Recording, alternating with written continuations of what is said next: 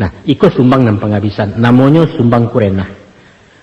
Adapun yang dimungkasi je kurena, ialah galagat pembawaan, sifat tabiat je parangai karakter keceran kini, sikap mental cara modern.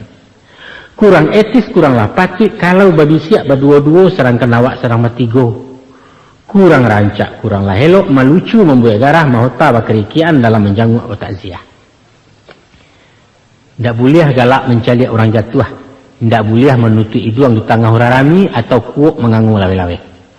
Termasuk juga sumbang kurena, mengakuk di tangan kita, seumpama menjambu atau menampuang, menunjuk, menyetop oto, melambai-lambai dari jauh, kecuali menjambu galih sedang makan.